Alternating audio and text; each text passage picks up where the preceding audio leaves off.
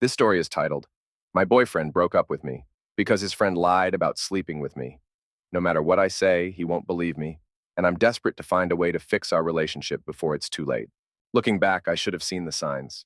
The subtle shifts in tone, the quiet withdrawal, the way Marie's laughter seemed lighter when she spoke on the phone late at night, as if she were sharing a world I no longer had access to. The warmth between us had dimmed long before the truth came out, but when you've built an entire life with someone, you don't want to believe that what you've built is already collapsing beneath you. I had spent over 20 years married to Marie, 20 years of hard work, sacrifices, and compromises. We raised two children together, built a home, and shared what I thought was an unshakable bond. But life has a cruel way of revealing just how fragile things really are. It all came crashing down 8 years ago, on a night that is burned into my memory with painful clarity. I had come home late from work, exhausted but content.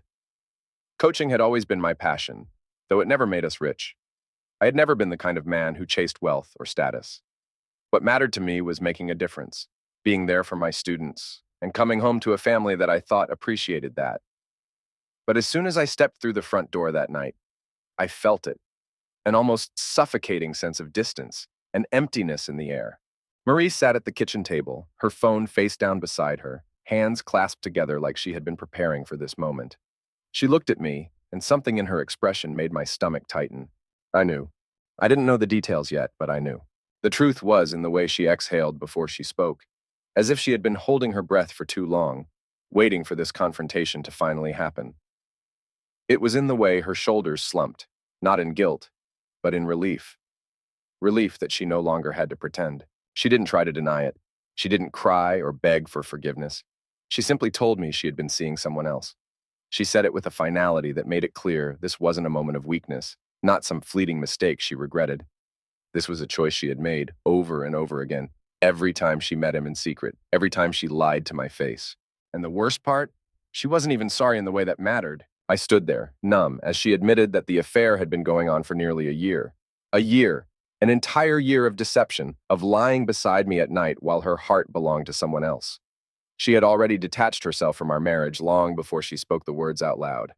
I was just the last one to know. I don't remember much of what I said that night. I just remember the feeling, that slow, creeping realization that the life I had spent decades building had been nothing more than an illusion. That I had been holding on to something that had already been slipping through my fingers. I packed my bags that night. There was no argument, no dramatic scene, just silence, thick and heavy between us. I couldn't stay, not in that house, not in a place where every room now felt like a reminder of what I had lost. I thought the worst was over. I thought leaving Marie was the hardest thing I would ever have to do. But I was wrong. The real betrayal didn't come from her. It came from the two people I thought would always stand by me, my children. At first, I told myself they just needed time. Gavin and Hannah had always been close to their mother, and I understood that divorce was painful, especially when you're forced to pick sides. I reached out to them, tried to explain, but their responses were cold, distant. At first, I was patient. I waited for them to come around, believing that once the dust settled, they would realize that I hadn't been the one to destroy our family. But days turned into weeks, weeks into months, and their silence only grew heavier. Then came the moment that shattered what little hope I had left. Marie remarried just 2 months after our divorce was finalized. 2 months.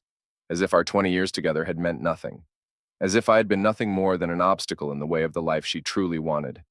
And standing beside her, smiling in pictures, dressed in their finest, were my children. They hadn't just chosen to support their mother. They had embraced her new husband as if he had been there all along. As if he had not been the man who helped tear our family apart. I wasn't just abandoned. I was erased. The invitations to birthdays stopped coming. Holidays passed without a single call or text. They had built a new life, and I wasn't a part of it. For 8 long years, that's how it stayed. And for 8 long years, I carried the weight of that silence. Never knowing if there would ever be a way back. Looking back, I should have seen the signs. The subtle shifts in tone, the quiet withdrawal, the way Marie's laughter seemed lighter when she spoke on the phone late at night, as if she were sharing a world I no longer had access to. The warmth between us had dimmed long before the truth came out. But when you've built an entire life with someone, you don't want to believe that what you've built is already collapsing beneath you. I'd spent over 20 years married to Marie, 20 years of hard work, sacrifices, and compromises. We raised 2 children together, built a home, and shared what I thought was an unshakable bond. but life has a cruel way of revealing just how fragile things really are. It all came crashing down 8 years ago on a night that is burned into my memory with painful clarity. I had come home late from work, exhausted, but content. Coaching had always been my passion, though it never made us rich. I had never been the kind of man who chased wealth or status. What mattered to me was making a difference, being there for my students, and coming home to a family that I thought appreciated that. But as soon as I stepped through the front door that night, I felt it, an almost suffocating sense of distance, an emptiness in the air. Marie sat at the kitchen table, her phone face down beside her, hands clasped together like she had been preparing for this moment. She looked at me, and something in her expression made my stomach tighten. I knew. I didn't know the details yet, but I knew. The truth was in the way she exhaled before she spoke, as if she had been holding her breath for too long, waiting for this confrontation to finally happen. It was in the way her shoulders slumped, not in guilt, but in relief. Relief that she no longer had to pretend. She didn't try to deny it. She didn't cry or beg for forgiveness. She simply told me she had been seeing someone else. She said it with a finality that made it clear this wasn't a moment of weakness, not some fleeting mistake she regretted.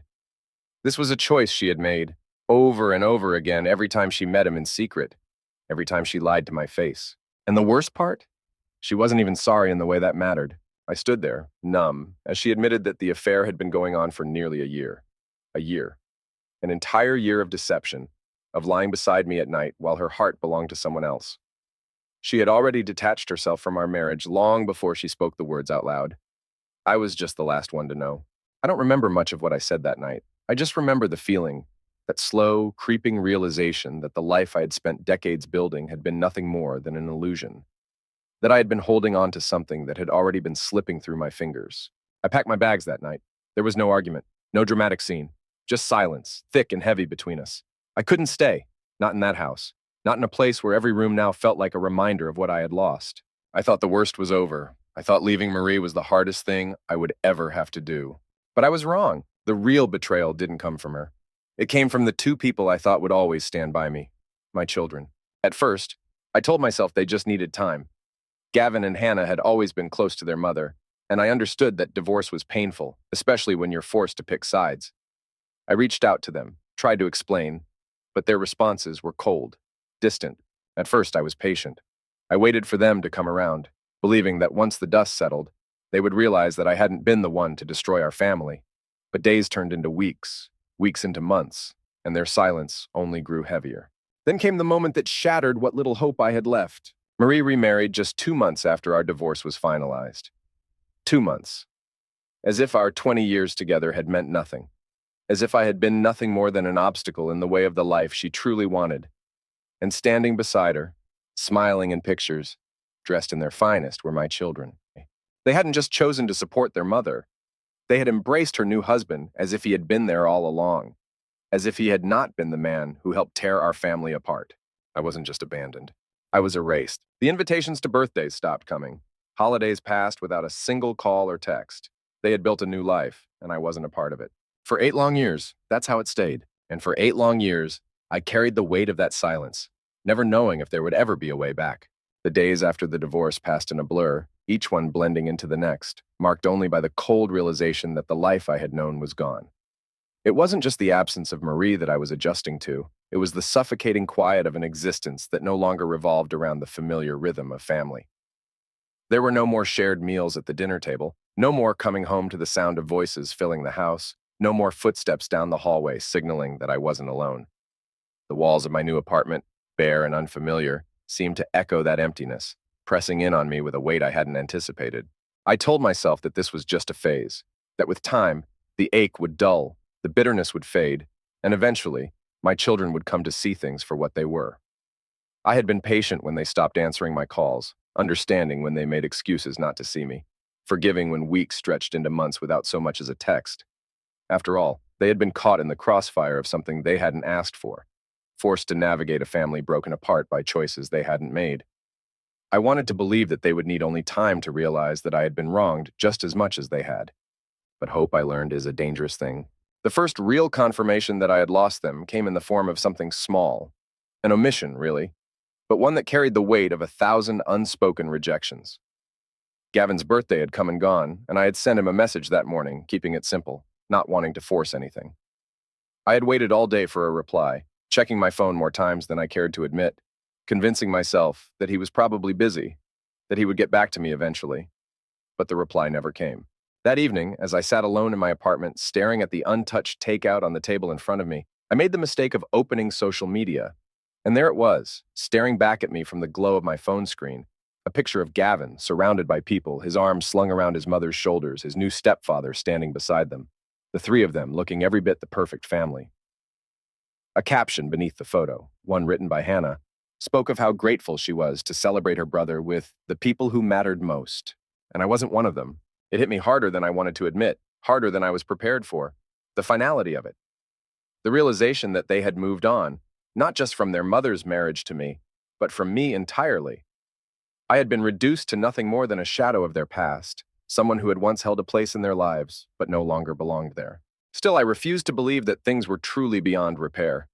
I reached out again, telling myself that maybe they needed to hear it from me, that I was still here, still their father, still willing to fight for whatever bond we had left. I asked if we could talk, if we could meet, if we could try to find some common ground. And for the first time in months, I received a response. But it wasn't what I had hoped for. Gavin's words were carefully chosen, polite but distant, the kind of message you might send to an old colleague rather than your own father. He told me that he was busy, that things were hectic, that he appreciated the message, but that there really wasn't much to discuss. He said he hoped I was doing well, that he wished me the best, and that was it. There was no anger in his response, no resentment, no accusation, just indifference. And that, I think, was the worst part of it all. Because anger, at least, meant there was still something left beneath the surface. Resentment meant that there was still an emotional tie, even if it was painful. But indifference. Indifference meant that he had already let go. It was only later that I would come to understand just how deep that indifference ran. Marie and her new husband, her perfect new husband, the one who had stepped so effortlessly into the life I had been cast out of, had given my children something I never could: connections, stability, the kind of financial security that I, a high school baseball coach, had never been able to provide. And while I had spent my life believing that love and commitment mattered more than money, it seemed that in the end, the scales had tipped in favor of convenience. I learned, through whispered conversations with mutual acquaintances, that her husband had offered Gavin and Hannah jobs at his company, bringing them into his world, molding them into something that fit neatly into the life Marie had carved out for herself.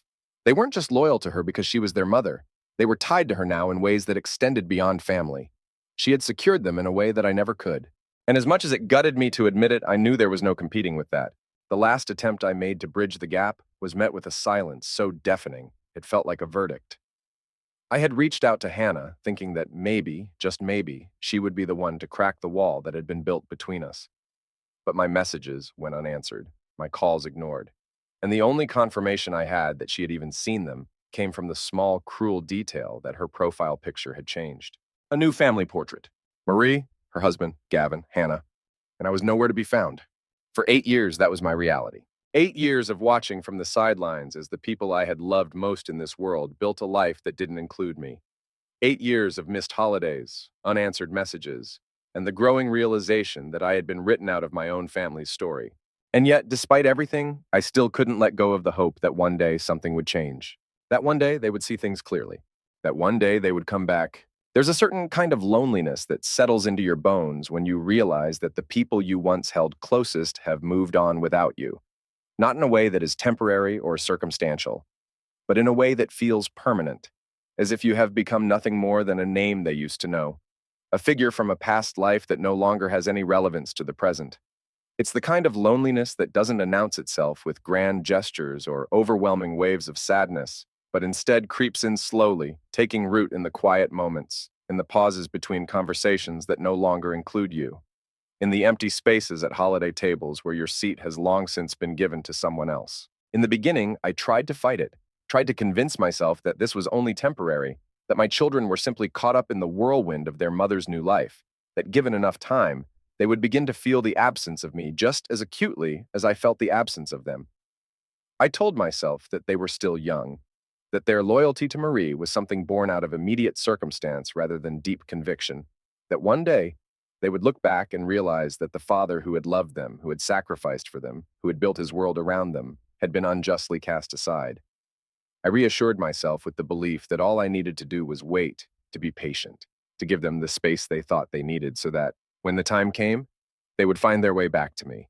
But days turned into weeks, weeks into months, and months into years, and with each passing moment, that hope became harder to hold on to, slipping through my fingers like sand, no matter how desperately I tried to grasp it. The silence between us grew louder, more resolute, not just the result of temporary distance, but a conscious decision, a deliberate choice to leave me behind. And as much as I wanted to deny it, to pretend that there was still some unseen path that led to reconciliation, the evidence was everywhere. In every missed birthday, every unanswered message, every family photo that no longer had room for me. At first, I tried to reach out in the only ways I knew how, sending messages that went ignored, leaving voicemails that were never returned, extending invitations that were met with excuses, or worse, nothing at all. I told myself that persistence was key, that if I just kept showing up, if I just kept reminding them that I was still here, still waiting, still willing to be part of their lives, they would eventually soften, eventually remember the bond we once had. But there's a certain kind of pain that comes from reaching out over and over again, only to be met with nothing, from putting yourself in a position of vulnerability and being reminded time and time again that your presence is neither wanted nor missed. And so eventually I stopped. Not because I wanted to, not because I had suddenly found peace in the reality of my isolation, but because there comes a point where you have to accept that you cannot force yourself into a place where you are no longer welcome. There comes a point where the hope that once sustained you begins to feel more like a burden than a comfort, where holding on to the idea of reconciliation hurts more than simply letting go. Letting go, of course, was easier said than done. I spent years trying to fill the void, throwing myself into my work, into projects that distracted me from the weight of my own thoughts, into friendships that, while meaningful, never quite filled the space that had been left behind. I moved through my days with a kind of quiet detachment, going through the motions of a life that no longer felt like my own, smiling when expected, nodding at the right moments, engaging just enough to keep people from asking too many questions. But at night, when the world grew quiet and there was no one left to perform for, I felt it. The aching emptiness, the dull, relentless reminder that the people I had once loved more than anything had chosen a life that did not include me. Holidays were the worst. In the early years, I tried to make plans, to find ways to occupy my time so that I wouldn't have to sit in the silence of an empty home, staring at a television playing holiday specials meant for families who actually wanted to be together. I accepted invitations from friends who, out of pity or genuine kindness, didn't want me to be alone. But no matter how many people surrounded me, I always felt like an outsider looking in, an intruder in a warmth that wasn't meant for me. And so, as the years passed, I stopped trying, stopped pretending that being around others made it hurt any less. Instead, I learned to embrace the solitude, to let the silence wash over me rather than fight against it, to make peace with the fact that some wounds do not heal, that some losses do not come with closure. But despite everything, despite the loneliness, despite the betrayal, despite the countless ways in which I had been made to feel like nothing more than a ghost in the lives of those I once held dearest, I could never quite let go of the thought that maybe, one day, things would change. Maybe one day, Gavin or Hannah would pick up the phone and call, not out of obligation or politeness, but because they had finally realized what had been lost. Maybe one day, they would look back on the years we spent together, on the moments that had once defined our relationship, and feel the same ache of longing that I had carried with me for so long. Maybe one day they would understand that family is not something so easily discarded, that the bond between a parent and child does not simply dissolve because of circumstance. And so, despite everything, despite the years of silence, despite the evidence to the contrary, I held on to that hope, no matter how foolish or fragile it had become. Because sometimes hope is all you have left. First update. For 8 long years, I had learned to live with the silence, to carry the weight of being forgotten with something close to resignation. Though deep down, I had never truly accepted it. It had become part of me, this quiet ache, this dull and ever-present reminder that the people I had once held closest to my heart had chosen a life where I no longer existed. And yet, despite all of it, despite every unanswered message, every unreturned call, every holiday spent in solitude, I had never quite been able to extinguish that last ember of hope, that small and fragile belief that one day, in some unforeseen way, life might bring my children back to me. But hope, as I had learned, had a cruel way of leading you into places you never expected, making you believe that change was on the horizon when in reality, It was only shifting the shape of your suffering. The first sign that something was different came not in the form of a call or a message from Gavin or Hannah, not in some grand gesture of reconciliation that I had dreamed about in moments of weakness, but in something far more subtle, something that might have gone unnoticed had I not spent so many years waiting for even the smallest crack in the wall they had built between us. It was a simple notification, an unfamiliar name among the sea of messages I rarely checked anymore, a formal and impersonal email that, at first glance, seemed like nothing more than another reminder of how far removed I was from their lives. But as I read the words, as I let their meaning settle over me, I felt something stirred deep in my chest, something raw and uncertain, something I wasn't sure I was ready to confront. It was an invitation, not from my children, not from Marie, but from someone I had never met, a woman whose name I barely registered in my initial shock. She had written to inform me that Gavin was getting married, that there would be a ceremony in a few months, that she had been tasked with handling guest lists and logistics. There was no warmth in the message, no personal touch that suggested Gavin had asked for me directly, only a clinical acknowledgement that, as his father, I was technically someone who ought to be informed. The wording was careful, almost hesitant, as if she had been instructed to extend the invitation but not to encourage too much hope, as if she had been made aware of the fractured history between us and wanted to keep her distance from whatever emotional wreckage might come of it. For a long time, I simply sat there, staring at the screen, rereading the message as if the words might shift into something else, something more meaningful, something that carried the weight of an olive branch instead of a mere formality. And yet, no matter how many times I read it, the reality remained the same. Gavin was getting married, and I had been given a place on the guest list, though whether that was out of obligation or something more, I couldn't be sure. There was no mention of Hannah, no indication that she had played any role in this decision, no indication that she even cared whether or not I attended. There was no personal note from Gavin himself, no acknowledgement that this was anything more than a name being checked off a list. And yet, despite all of that, despite every reason I had to believe that my presence there would be nothing more than an afterthought, I couldn't ignore the undeniable fact that for the first time in nearly a decade, there was an opening, a sliver of possibility that, however small, I had to consider. For days, I wrestled with the decision, torn between the deep and familiar fear of walking into a space where I was unwanted and the undeniable pull of something that felt dangerously close to hope. I knew that attending the wedding wouldn't undo the years of distance, that it wouldn't magically mend the wounds that had been left to fester for so long.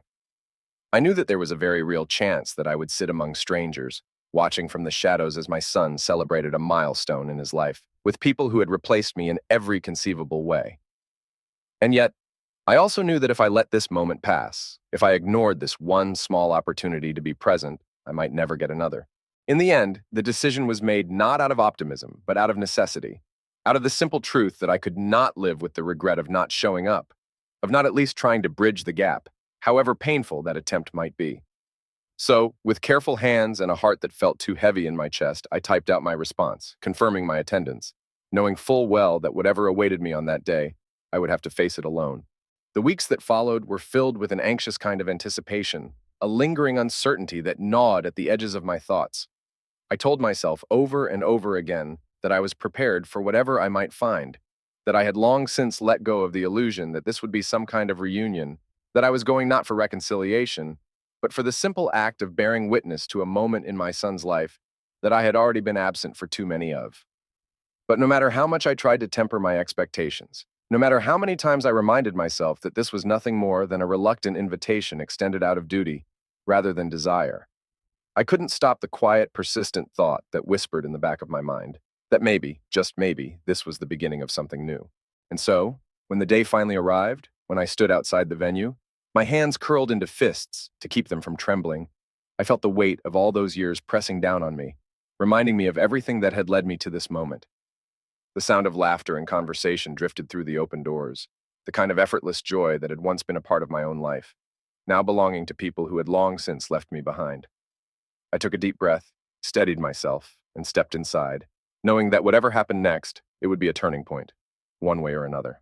The first thing I noticed was that no one was looking for me. The room was filled with people who belonged there, people who had been woven into Gavin's life in ways I no longer was, people who had earned their place in his world while I had been left to watch from a distance. I scanned the crowd, searching for a familiar face, searching for some sign that I wasn't entirely out of place. But there was nothing, just strangers, just voices that didn't call my name, just a reality that I had been avoiding for far too long. And then finally I saw him. Gavin stood near the front of the room, smiling, radiant in a way that I hadn't seen since he was a child, surrounded by people who had shaped him into the man he was now. And for a moment, just a fleeting moment, I allowed myself to believe that he might turn, that he might see me standing there, that his face might soften with something close to recognition. But he didn't. He laughed at something someone said beside him, his attention fixed on the life he had built, the one that had no space left for me.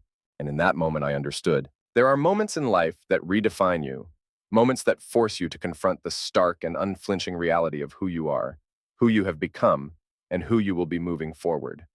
Standing in that crowded wedding hall, surrounded by people who had no idea who I was, watching my son laugh and celebrate without even the slightest awareness of my presence, I felt something inside me settle, not in the way that brings peace, but in the way that comes with finally accepting a truth that had been clawing at the edges of my mind for years. For so long, I had held on to the belief that my absence in my children's lives was something temporary, something circumstantial, a consequence of Marie's influence, their youth, their misguided loyalty to a version of the past they had been told, rather than the one they had actually lived.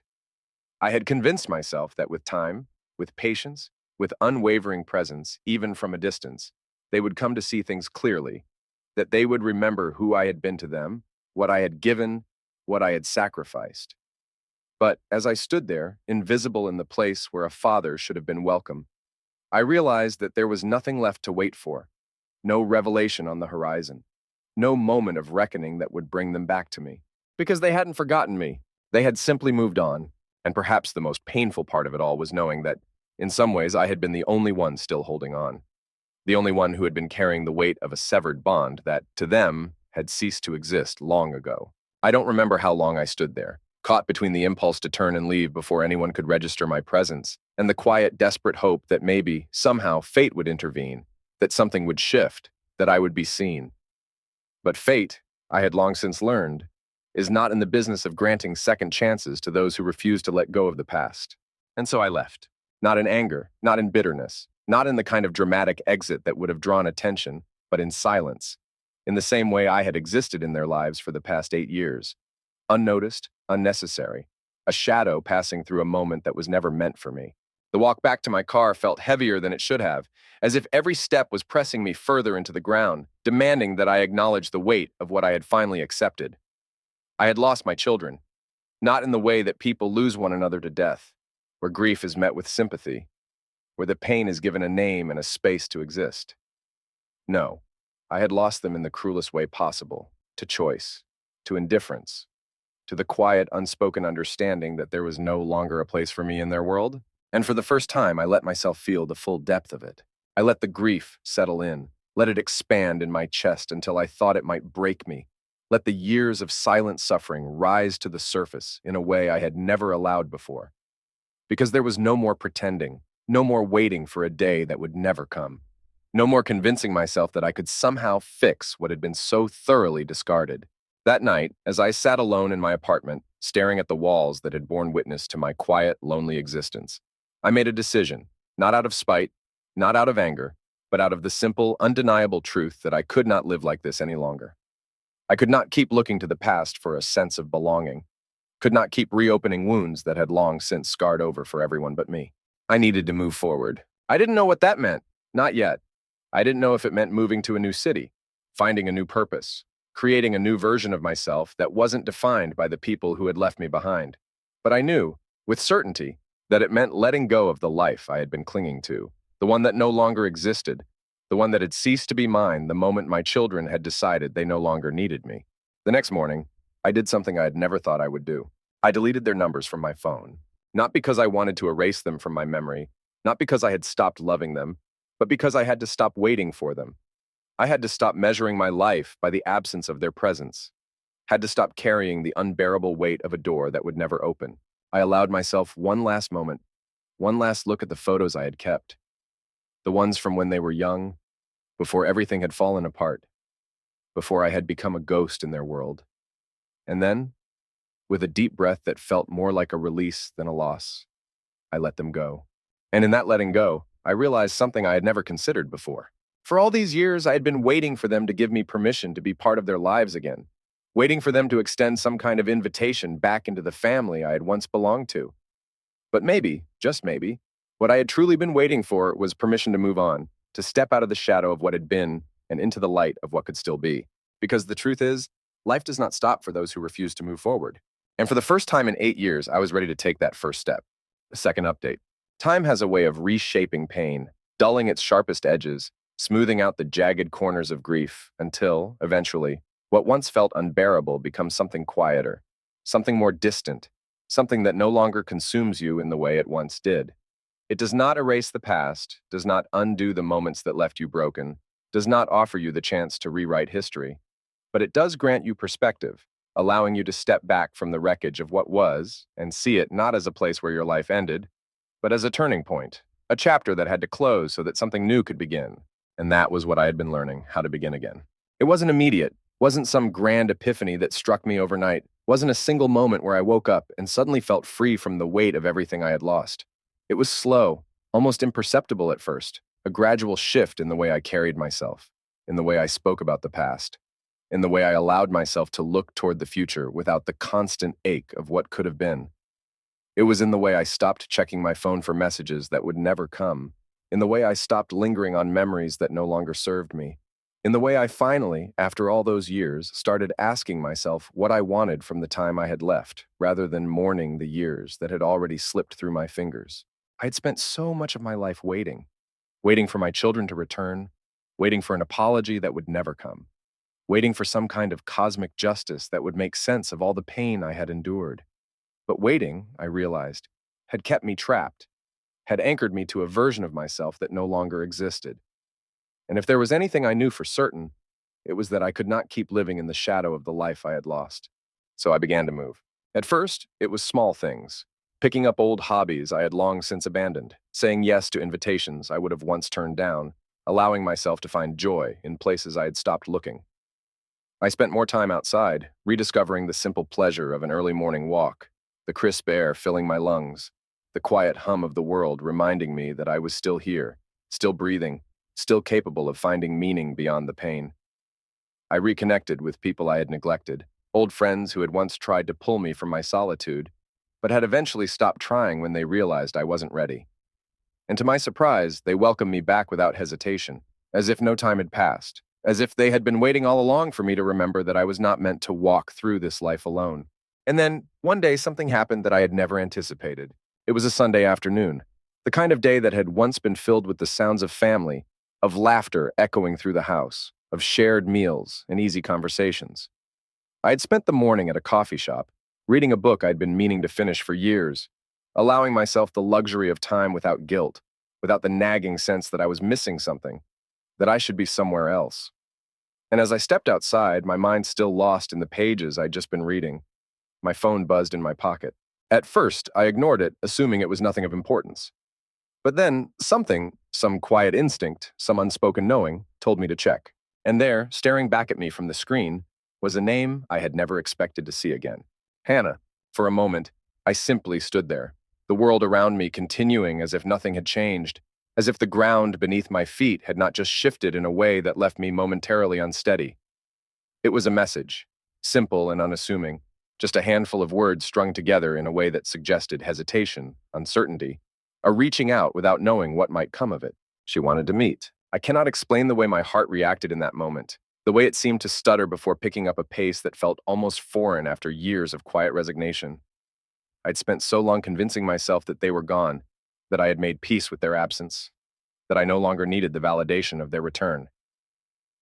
And yet, standing there with my phone in my hand, reading her words over and over again as if they might disappear if I blinked, I felt something unravel inside me, something I had kept tightly wound for longer than I cared to admit. I did not respond right away, not because I did not want to, not because I had any intention of ignoring the chance that had unexpectedly fallen into my lap, but because I needed a moment to process what this meant, to decide how much of myself I was willing to risk after years of silence. Did I still hold on to anger? Perhaps. Did I still carry the scars of their rejection? Absolutely. But despite it all, despite every reason I had to turn away, I knew I would not. So I agreed. We met at a quiet cafe, one that I had never been to before, one that she had likely chosen for its neutrality, its lack of history, its ability to provide a space where neither of us would feel the weight of the past pressing too heavily against us. I arrived early, my fingers drumming absently against the table as I waited, unsure of what I was supposed to feel, unsure of what she would say, unsure if this was the beginning of something new or merely a temporary fracture in the distance that had defined us for so long. And then she was there. She looked different, older in a way that startled me, not because I had expected her to remain frozen in time, but because I had missed the gradual changes, the way the years had shaped her, the way she had grown into someone I no longer knew. There was a nervousness in her eyes, a quiet uncertainty that mirrored my own, and for a long moment, we simply sat there, neither of us knowing where to begin. And then she spoke, not with an apology, not with a justification for the years of silence, but with something that felt heavier, more honest, more difficult to say. She had regrets, not just about me, not just about the way things had unfolded, but about everything, about the choices she had made, about the things she had accepted without question, about the time that had been lost, time that neither of us could get back. She did not ask for forgiveness, did not expect it, did not assume that one conversation could undo the damage that had been done, but she wanted to try. And that, I realized, was enough. Not a perfect ending, not a complete resolution, not a neatly tied conclusion where all the pain simply melted away, but a beginning, a chance, a single step forward after years of standing still. And for the first time in a long, long while, I allowed myself to believe that maybe, just maybe, that was all I needed.